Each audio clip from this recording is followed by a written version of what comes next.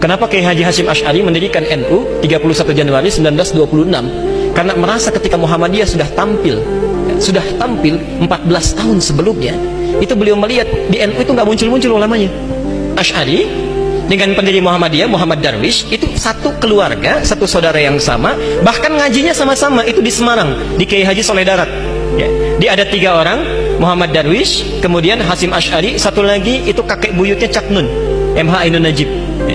Cuma 2 ini yang menonjol, karena menonjol, bagus baca kitabnya, soleh orangnya, itu langsung diperintahkan pergi ke Mekah, diberikan kitab.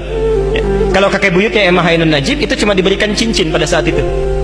Saat berangkat ke Mekah, berguru di guru yang sama, namanya Syekh Ahmad Khatib dari Sambas, dikenal dengan Syekh Ahmad Khatib As-Sambasi. Nah, setelah dilihat-lihat sampai kembali ke Nusantara di masa yang sama, itu Masya Allah, ternyata keduanya punya visi yang sama, ya, tapi punya beda karakter. Yang satu senang praktek, ya, namanya Muhammad Darwish, lantas pulang diganti nanti menjadi Ahmad Dahlan. Yang satu lagi senang menulis kitab. Nah, Hasyim Asy'ari ini menulis 19 kitab dalam hidupnya. Kami punya itu koleksinya, ada 19 kitab. Nah, sebelum beliau menulis dan mendirikan Nahdlatul Ulama itu, kayak aja Ahmad Dahlan kan senang praktek. Begitu pulang, menafsirkan surat Al-Ma'un, tidak tunggu nulis buku. Selesai kajian, buka pakaian luarnya, keluarkan uang yang dibawanya, sampaikan pada masyarakat, bikin rumah sakit, bikin pesantren, bikin sekolah, bikin macam-macam praktek. Hasyim Asy'ari mulai menulis. Saat meninggal Kiai Ahmad Dahlan 1924, difikirkan oleh beliau, ya, ini seorang sudah meninggal dunia, ulama belum bangkit. Maka ditulislah kemudian kitab baru yang menjadi landasan lahirnya ormas baru disebut dengan Nahdlatul Ulama. Yang ingin saya sampaikan, kedua-duanya ini ternyata satu garis nasab yang sama, bertemu di Maulana Ishaq. Jadi kalau kita urutkan, maaf, Muhammad Hasyim Al-Asy'ari bin Abdul Wahid, bukan Kang Wahid yang ini ya, itu ada Gunawannya, ini lain.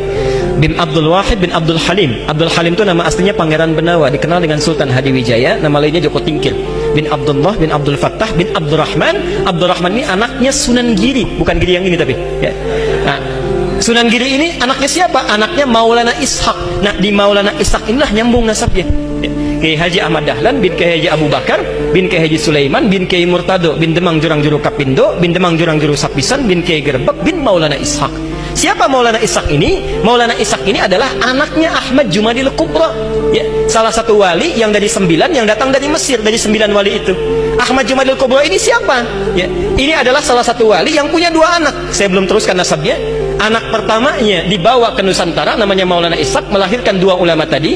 Anak keduanya lahir di Mesir, bernama Syarif Abdullah. Nah, nanti Syarif Abdullah inilah yang akan bertemu dengan salah satu anaknya Prabu Siliwangi, ya. Prabu Siliwangi pemenah rasa menikah dengan Nyai Subang Larang, punya 3 anak. Anak pertama Walang Sungsang, lahir 1423. Anak keduanya Rara Santang, lahir 1426. Anak ketiganya Raja Sengara, lahir 1427. Nah, hajilah kemudian Walang Sungsang dan Rara Santang di Mekah bertemu dengan Syarif Abdullah. Walang Sungsang ganti nama jadi Abdullah Iman, Rara Santang ganti nama menjadi Syarifah Mudaim. Jatuh cinta Syarif Abdullah dengan Syarifah Mudaim, menikahlah, pulang ke Mesir, tinggal 20 tahun, melahirkan anak bernama Syarif Hidayatullah. Berguru pada Syekh Ibnu Athaillah As-Sakandari. Pulang nengok kakek buyutnya, bertemu dengan Prabu Siliwangi. Saat itu tinggalnya ada di Lingkaran Jati, maka dikenallah dengan saat itu dengan nama Sunan Gunung Jati.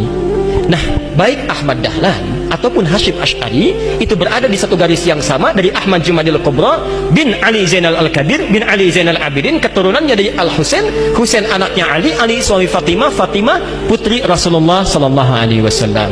Tapi sampai hari ini tidak pernah Ahmad Dahlan disebut dengan Habib. Itu gak ada.